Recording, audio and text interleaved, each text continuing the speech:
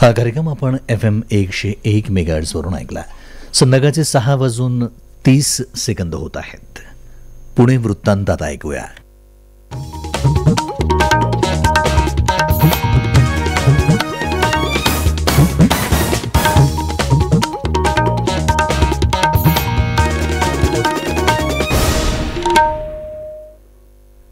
विविध भारती पुणे. दीपा भंडारे सादर करत आहे पुणे वृत्तांत. पंतप्रधान नरेंद्र मोदी उद्या सकाळी 10:30 वाजता दूरदृश्य प्रणालीद्वारे रोजगार मेळाव्यात देशातील नव्यानं भरती होणाऱ्या सरकारी कर्मचाऱ्यांना नियुक्तीपत्रांचं वाटप तसंच मार्गदर्शन करणार आहेत. त्यामध्ये मध्य रेल्वेच्या मुंबई, नागपूर, पुणे आदी विभागांमध्ये नवनियुक्त 2532 उमेदवारांनाही नियुक्तीपत्रांचं वाटप करण्यात येणार आहे. केंद्रीय सामाजिक न्याय आणि सक्षमीकरण राज्यमंत्री रामदास आठवले यांच्या हस्ते पुण्यात यशदा इथं होणाऱ्या कार्यक्रमात नव्यानं भरती झालेल्या उमेदवारांना नियुक्तीपत्रांचं वाटप करण्यात येणार आहे. सध्या पुणे शहर आणि जिल्ह्यात 711 कोरोना रुग्णांवर उपचार सुरू असून त्यापैकी 39 रुग्णांना विविध रुग्णालयात दाखल करण्यात आलं आहे.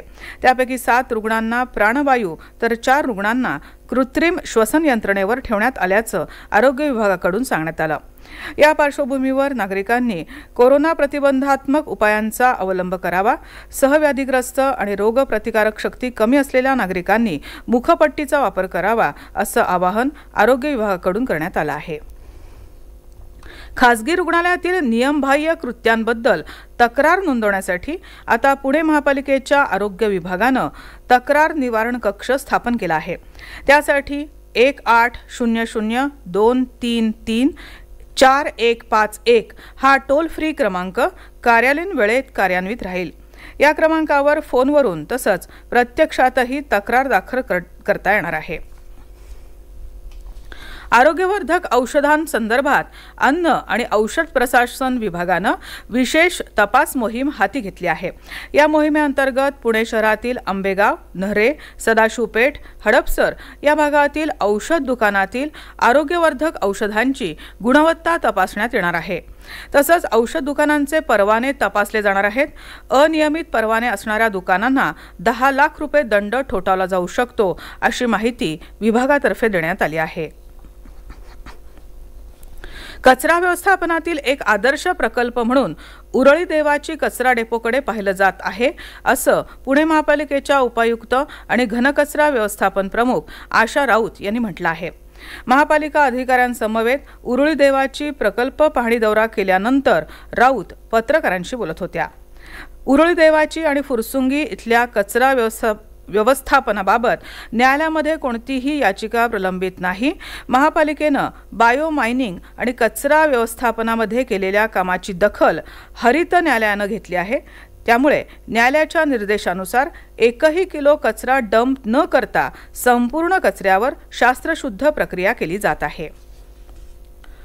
संत श्रेष्ठ ज्ञानेश्वर माऊलींच्या यंदाच्या आळंदी ते पंढरपूर आषाढी पायी वारी सोहळ्याचा कार्यक्रम मंदिर विश्वस्त समितीकडून जाहीर करण्यात आला आहे.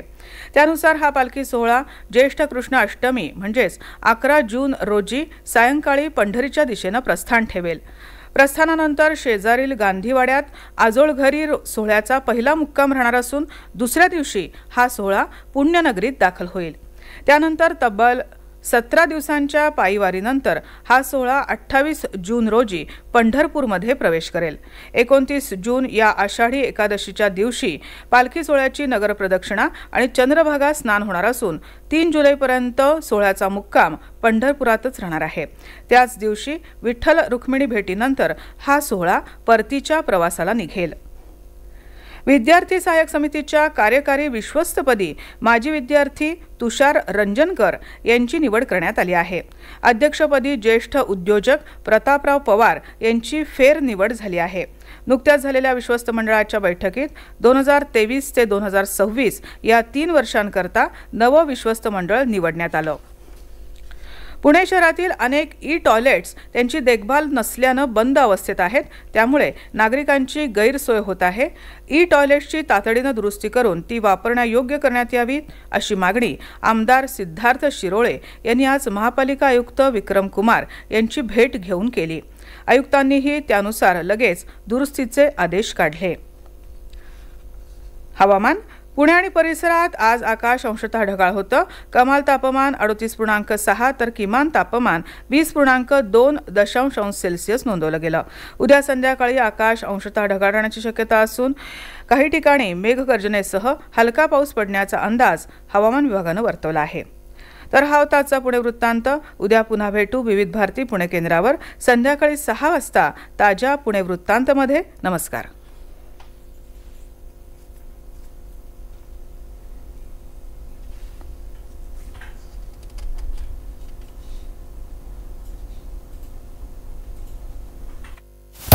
घर का सारा काम